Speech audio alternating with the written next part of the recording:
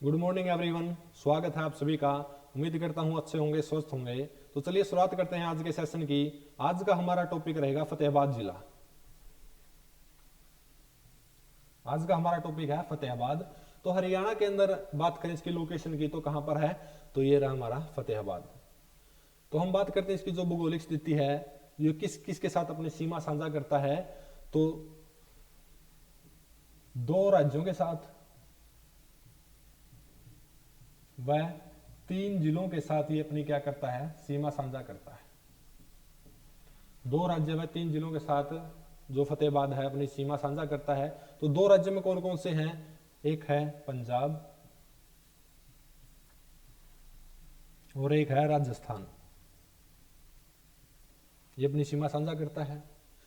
तो जिलों की बात करें तो जिला में कौन कौन सा है, एक है सिरसा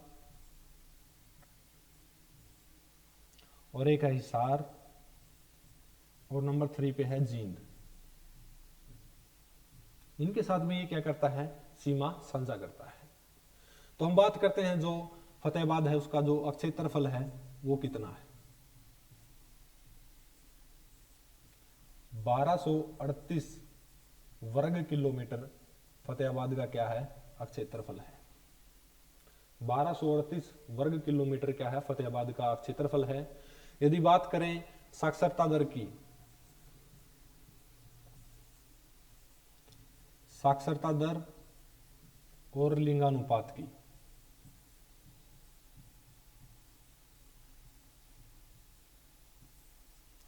साक्षरता दर और लिंगानुपात में जो फतेहाबाद है और मेवात जिला है दोनों क्या हैं, भाई बहन हैं।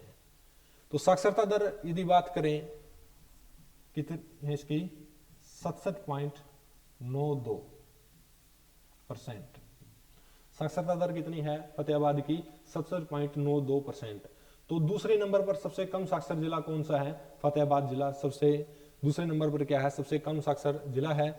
और लिंगानुपात की बात करें तो 902 प्रति 1000 पुरुषों पर।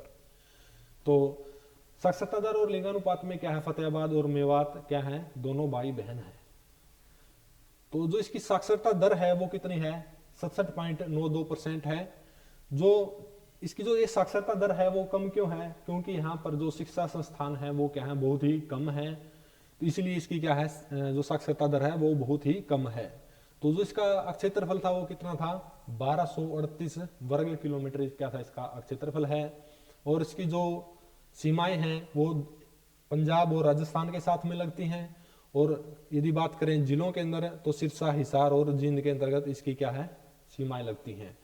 और ये कौन से मंडल के अंतर्गत आता है फतेहाबाद जिला, हिसार मंडल के अंतर्गत आता है। हिसार मंडल के अंतर्गत आता है। हिसार के अंदर कौन बैठता है, कमिश्नर बैठता है।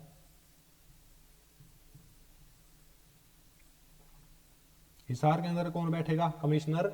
और सिरसा के अंदर कौन बैठेगा, डीसी। जो जिले का सर्वोच्च अधिकारी होता है उसको हम क्या कहते हैं, डीसी कहते हैं। और मंडल का सर्वोच्च अधिकारी होता है उसको हम क्या बोलते हैं, कमिश्नर बोलते हैं।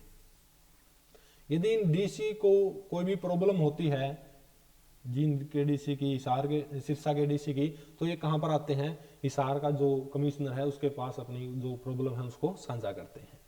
तो ये था फतेहाबाद का क्या था, ये मंडल। कौन सा मंडल है, हिसार मंडल के अंतर्गत क्या आता है, फतेहाबाद आता है। और हिसार मंडल के अंतर्गत कौन कौन से आते हैं, सिरसा, हिसार, फतेहाबाद और जींद, ये हिसार मंडल के अंतर्गत आते हैं।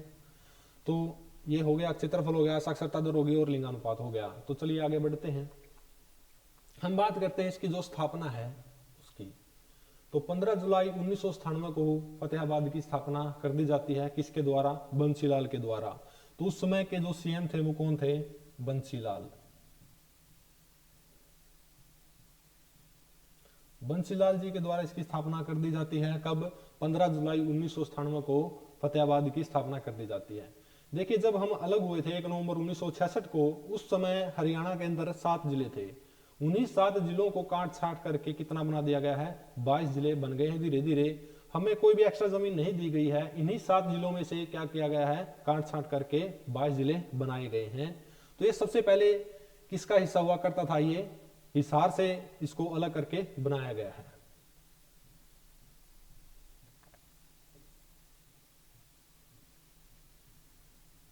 हिसार से इसको क्या किया गया है, अलग किया गया है। कब किया गया है? 15 जुलाई 1997 को फतेहाबाद क्या आता है, अपने अस्तित्व में आता है। किसके द्वारा इसकी स्थापना की गई थी? उस समय के जो सीएम थे चौधरी बंसीलाल, उसके द्वारा इसकी जो स्थापना है वो की गई थी। तो हम बात करते हैं अब जो इसके उपनाम है वो क्या है। इसको पिंक सिटी के नाम से भी जाना जाता है। पिंक सिटी क्यों जाना जाता है? क्योंकि यहाँ का एक डीसी थे, उसकी एक इच्छा थी कि क्यों न फतेहाबाद को पिंक सिटी के रूप में विकसित किया जाए। लेकिन हालांकि इसका जो प्रोजेक्ट था थोड़े दिनों के लिए चला था, लेकिन बाद में बंद कर दिया गया था। लेकिन तभी से हम इसको क्या कहते हैं, पिंक सिटी नाम से इसको क्या जाना जाता है। तो ऐसा कुछ है नहीं कि जो मतलब सारा जो जिला है वो गुलाबी ही है, लेकिन कुछ एक शहर थे जिनको मतलब दीवारों के ऊपर क्या किया गया था, रंग किया गया था।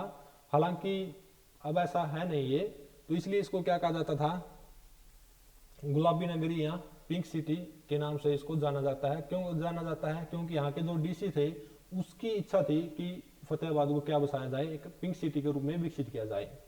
तो बात करते हैं इसके जो पिंक सिटी भारत में किसको कहा जाता है, जयपुर को। जयपुर को क्या कहा जाता है, पिंक सिटी भी कहा जाता है। उसी की तर्ज पर इसने सोचा कि क्यों न फतेहाबाद को ही एक पिंक सिटी के रूप में विकसित किया जाए। तो दूसरा है वो इसका उपनाम चिल्ली सिटी, उदयनगरी और इकदार। इकदार इसका क्या है, प्राचीन उपनाम है। इकदार क्या है, प्राचीन उपनाम है। इसका जो वर्णन है महर्षि पाणिनि की पुस्तक अष्टाध्यायी में इसका क्या है, वर्णन किया गया है कि फतेहाबाद को पहले इकदार के नाम से जाना जाता था। तो ये बहुत ही प्राचीन क्या है, एक नगर है। हम बात करते हैं इसकी जो तहसील है वह कौन कौन सी हैं। इसकी जो तहसील है वो 3 तहसील हैं। कौन कौन सी हैं, फतेहाबाद, रतिया और टोहाना। इसकी क्या है, 3 तहसीलें हैं। और यदि बात करें विधानसभा क्षेत्र की, तो विधानसभा क्षेत्र भी कितने हैं, 3 हैं। कौन कौन से हैं, फतेहाबाद, रतिया और टोहाना। तो पूरे हरियाणा की बात करें विधानसभा क्षेत्र की, तो टोटल कितनी है विधानसभा सीटें, वो हैं 90 सीट हैं। उनमें से जो रिजर्व सीट हैं वो कितनी है, 17 रिजर्व सीट हैं। उन्हीं 17 रिजर्व सीटों में से एक रतिया भी क्या है, एक रिजर्व सीट है। विधानसभा क्षेत्र की बात करें तो क्या है, ये रतिया भी क्या है, एक रिजर्व सीट है। तो तहसील भी 3 है और विधानसभा सीट भी कितनी है, 3 है। कौन कौन सी, फतेहाबाद, रतिया और टोहाना। उनमें से जो विधानसभा सीट है रतिया भी क्या है, एक रिजर्व सीट है। तो ये थी इसकी जो तहसील है वो। हम बात करते हैं कि इसको किसके द्वारा बसाया गया था। तो फिरोज शाह तुगलक के द्वारा 1351 से 1352 ईस्वी के अंतर्गत इसको बसाया गया था।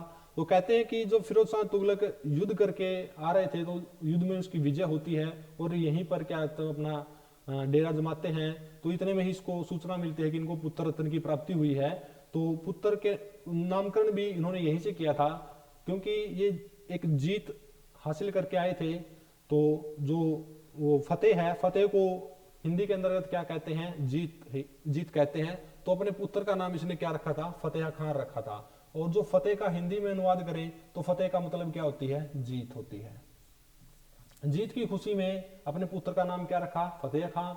और उसी की खुशी में इस क्षेत्र को बसाया गया था फिरोज शाह तुगलक के द्वारा। तो इसका नाम क्या पड़ा था, फतेहाबाद पड़ा था। जो फिरोज शाह तुगलक ने इसको कब बसाया था, 1351 से 1751 से 1352 ईस्वी में इसको क्या गया था, बसाया गया था। 1351 से 1352 ईस्वी में इसको बसाया गया था। फिरोज शाह तुगलक के द्वारा इसको क्या है, बसाया गया था। तो हम बात करते हैं इसका जो प्राचीन नाम है, हम पहले भी डिस्कस कर चुके हैं कि इकदार इसका क्या था, प्राचीन नाम था। तो हम बात करते हैं आगे जो टोहाना है। टोहाना का वर्णन कहां पर है, महर्षि पाणिनि की पुस्तक अष्टाध्यायी में इसका वर्णन है। किस नाम से, तोसायन के नाम से टोहाना का वर्णन किया गया है पाणिनि की अष्टाध्यायी में। तो ये यहाँ से एक प्रश्न भी बनता है, पूछ सकते हैं कि ऐसे बताइए कि महर्षि पाणिनि की पुस्तक जो अष्टाध्यायी है उसके अंतर्गत जो टोहाना है उसका क्या नाम था। तो तोसायन भी इसका क्या था, नाम रखा गया था। टोहाना का जो टोहाना है उसको 5 नहरों का नगर भी कहा जाता है। टोहाना को हम इसका बाद में आगे डिस्कस करेंगे। तो हम बात करते हैं जो फिरोज शाह तुगलक का महल है वो हरियाणा की सबसे प्राचीन महल के नाम से भी जाना जाता है, या महल कह लो या हवेली कह लो। तो हरियाणा की जो सबसे प्राचीन हवेली है उसको क्या कहा जाता है? फिरोज शाह तुगलक की महल। किसका था ये? फिरोज शाह तुगलक का। तो हरियाणा की जो सबसे प्राचीन हवेली थी उसको माना जाता है। तो चलिए आगे देखते हैं, जो फतेहाबाद से हड़प्पा कालीन जो स्थल प्राप्त हुए हैं वो कौन कौन से हैं? एक तो है जो ये बनावली है, कुनाल है और एक बिरढाना है। तो बिरढाना को सबसे प्राचीन स्थल माना जाता है।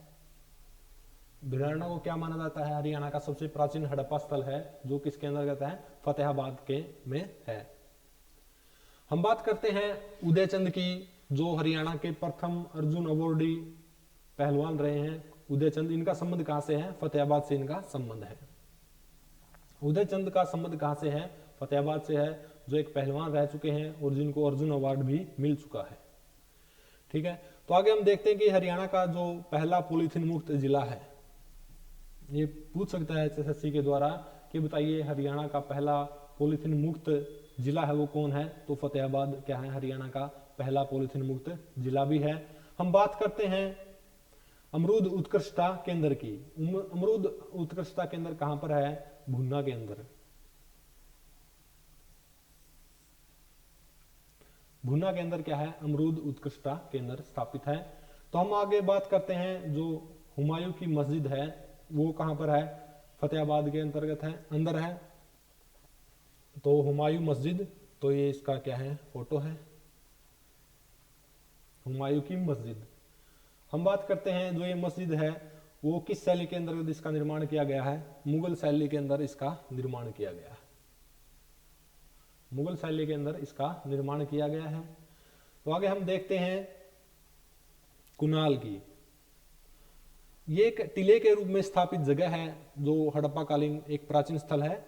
कुनाल कहां पर है? फतेहाबाद के अंतर्गत है और एक टिले के रूप में स्थापित है और यहाँ पर खुदाई की गई है। इसकी जो खुदाई है वो किसके द्वारा की गई है? इसकी जो खुदाई है एमएच आर्या और जेएस खत्री के द्वारा।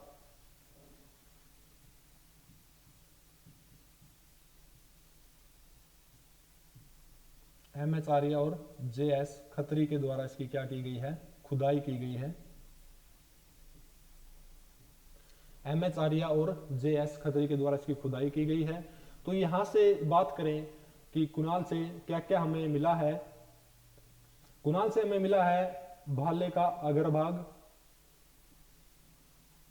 हम आगे देखेंगे यहां से क्या क्या मिला है? भाले का अग्रभाग,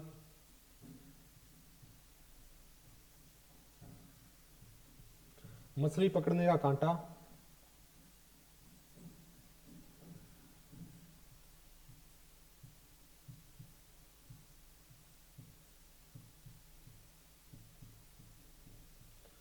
भाले का अग्रभाग, मछली पकड़ने का कांटा, और क्या क्या प्राप्त हुआ है? एक त्रिकोणीय आकार के टेराकोटा केक। त्रिकोणीय आकार के थे, क्या थे? टेराकोटा केक, और चांदी के सिक्के और एक मुकुट भी यहाँ से क्या है? हमें मिला है। तो एचएसएससी के द्वारा पूछ लिया जाता है कि बताइए मछली पकड़ने का कांटा निम्न में से किस स्थान से प्राप्त हुआ है? तो हम बता सकते हैं कि मछली पकड़ने का कांटा, भाले का अग्रभाग, मिट्टी के बर्तन और त्रिकोणीय आकार के टेराकोटा केक और चांदी के सिक्के, मुकुट कहां से प्राप्त हुए हैं? फतेहाबाद के कुनाल जो जगह है उससे हमें प्राप्त हुए हैं। तो कुनाल से हमें क्या मिले हैं? अशोक स्तंभ और बौद्ध विहार के अवशेष भी मिले हैं। क्या क्या मिले हैं?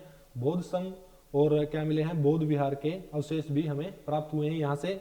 तो ये था कुनाल। तो एक सूखी सरस्वती नदी के किनारे पर स्थित था। पहले तो कहते हैं कि सरस्वती नदी जीवित थी, लेकिन अब ये क्या है? सूख चुकी है और उसी के किनारे पर बसा हुआ था क्या? कुनाल।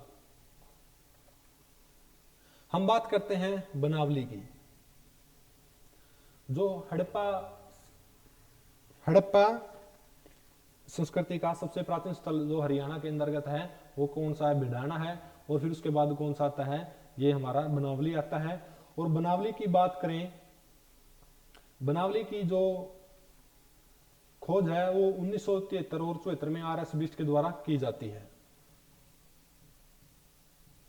1973 और 74 में आर एस बिष्ट के द्वारा।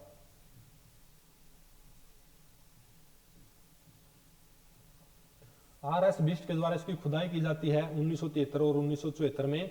तो यहां से हमें क्या क्या मिले हैं, तो हमें यहां से क्या प्राप्त हुआ है, एक तो मिला है हमें मिट्टी का हल,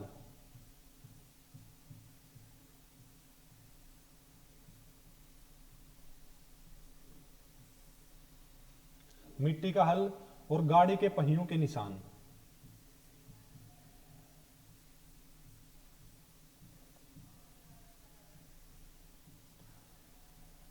गाड़ी के पहियों के निशान, मिट्टी का हल का एक प्रतिरूप मिला है,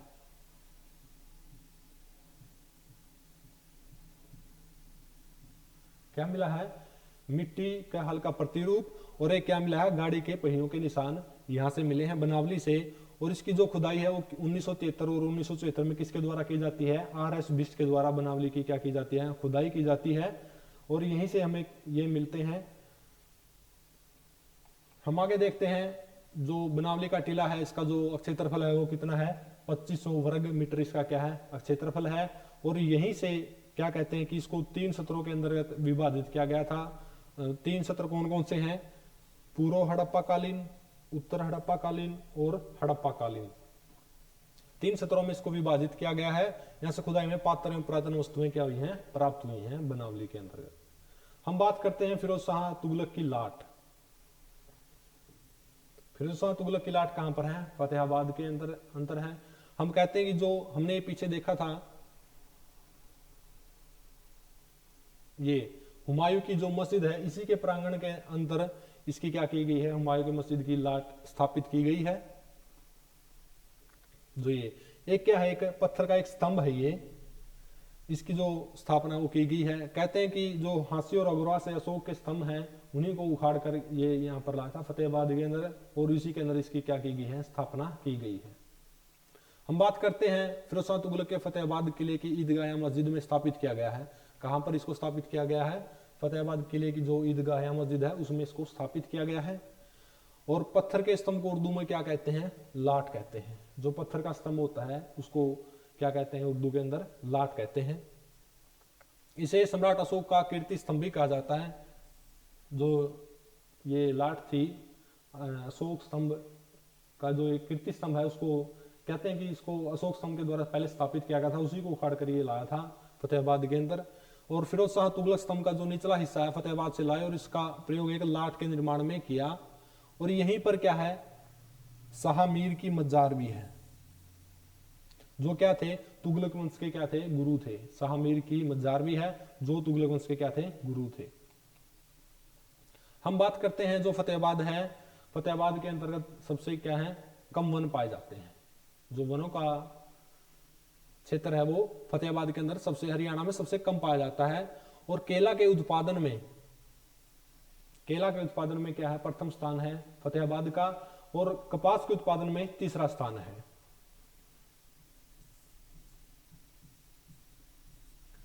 कपास के उत्पादन में क्या है, तीसरा स्थान है। राजस्थान के साथ ये सीमा साझा करने के कारण यहाँ पर क्या, इसका जो सबसे दक्षिणी पॉइंट है वहां पर क्या पाए जाते हैं, बालू के टीले पाए जाते हैं। और जो यहाँ पर जो कृषि की जाती है वो ज्यादातर जो मोटे अनाज हैं, जैसे बाजरा है, सरसों है, इत्यादि की भी फसल यहाँ पर की जाती है। बाजरा, सरसों और कपास यहाँ की जो क्या है, प्रमुख फसलें हैं। हम बात करते हैं यदि सिंचाई की बात करें तो गग्गर नदी टोहाना से प्रवेश करती है फतेहाबाद के अंदर, जो एक बरसाती नदी है। मानसून के समय में ये क्या है, बस पानी यहाँ पर बहुत ज्यादा मात्रा के अंदर बढ़ जाता है, तो गग्गर नदी के द्वारा इसकी क्या की जाती है, सिंचाई की जाती है। हम बात करें यदि पंडित जसराज जी जो स्वर सम्राट हैं, स्वर सम्राट के नाम से इनको जाना जाता है, तो इनका जो संबंध है वो कहां से है, फतेहाबाद के पीली मंदोरी गांव से इसका क्या है, संबंध है। पंडित जसराज जी का संबंध कहां से है? फतेहाबाद के पीली मंदोरी गांव से इसका क्या है? संबंध है। और इन्हें भारत सरकार के द्वारा पद्म विभूषण सम्मान से भी क्या किया गया है? इनको सम्मानित किया गया है। देखिए आगे देखते हैं, तो यहां पर क्या है? फतेहाबाद के अंदर गोरखपुर के अंदर परमाणु विद्युत केंद्र है। परमाणु विद्युत केंद्र है, कहां पर है ये? गोरखपुर के अंदर रहता है। कहते हैं कि किसी भी देश की जीडीपी को बढ़ाने के लिए उसके जो ऊर्जा संसाधन है उनका विकसित होना बहुत ही आवश्यक है, क्योंकि यदि ये विकसित होंगे तो क्या है? देश आगे बढ़ेगा। लेकिन कहते हैं कि यदि यहाँ की जो पढ़ी लिखी जनता है उन्होंने इसका विरोध भी किया था। जो ये था ना गोरखपुर परमाणु नाभिकीय विद्युत केंद्र, तो यहाँ की जो पढ़ी लिखी जनता है उन्होंने इसका विरोध किया था। क्यों किया था? क्योंकि यदि थोड़ी सी भी मिस्टेक हो गई तो ये बहुत बड़ी त्रासदी का कारण बन सकता है। क्योंकि जो इसके अंदर जो फ्यूल है वो कौन कौन से? यूरेनियम है यहाँ के जो नाभिकीय के अंदर जिसका इस्तेमाल किया जाता है। तो यदि कहते हैं कि थोड़े से यूरेनियम के अंदर यदि ब्लास्ट हो जाता है तो एक चेन रिएक्शन बनती है, आगे आगे ब्लास्ट होते चले जाएंगे, तो एक तबाही का कारण भी बन सकता है यदि थोड़ी सी मिस्टेक होती है। जैसे भोपाल के अंतर्गत भोपाल गैस त्रासदी हुई थी, तो यहाँ पर भी क्या हो सकता है कि इसके अंदर क्या हो सकता है? विस्फोट हो सकता है। तो ये बहुत ही एक रिस्की काम है। यहाँ पर थोड़ी ही गलती भी क्या कर सकती है? बड़ी त्रासदी का कारण बन सकती है। तो गोरखपुर परमाणु विद्युत केंद्र कहां पर है? फतेहाबाद के अंतर्गत है। और इसकी जो स्थापना है वो किसके द्वारा की गई थी? डॉक्टर मनमोहन सिंह, जो पूर्व प्रधानमंत्री रह चुके हैं डॉक्टर मनमोहन सिंह। और इसकी जो स्थापना है वो कब होती है? 13 जनवरी 2014 को इसकी स्थापना होती है। कब होती है? 13 जनवरी 2014 को इसकी स्थापना होती है। और इसके निर्माण में 21,000 करोड़ का क्या आया था? खर्चा आया था।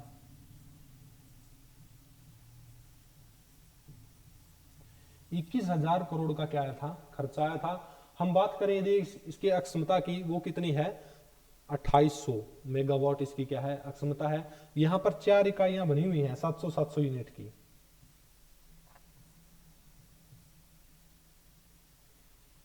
700 यूनिट की क्या बनी हुई है?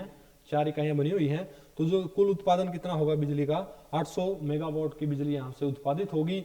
हालांकि 2 यूनिट यहां पर चली हुई हैं, अभी 2 के ऊपर काम जारी है। तो भविष्य के अंतर्गत क्या हो सकता है? ये बहुत ही महत्वपूर्ण केंद्र हो सकता है और पूरे भारत के अंतर्गत ये अपनी एक विशेष पहचान भी रखेगा। हम बात करते हैं टोहाना की। तो टोहाना से क्या कहते हैं कि ये 5 नहरों का क्या है? 5 नहरें यहाँ से निकलती हैं और घग्गर नदी भी यहीं से क्या करती है? प्रवेश करती है। तो हरियाणा में जो भाखड़ा नहर है, जो सतलुज नदी से अपना पानी लेकर आती है भाखड़ा नहर, और यहाँ पर सिंचाई का कार्य करती है फतेहाबाद के अंदर, और घग्गर नदी भी यहीं से प्रवेश करती है। तो ये टोहाना क्या है? सबसे प्राचीन नगर भी माना जाता है ये टोहाना फतेहाबाद का।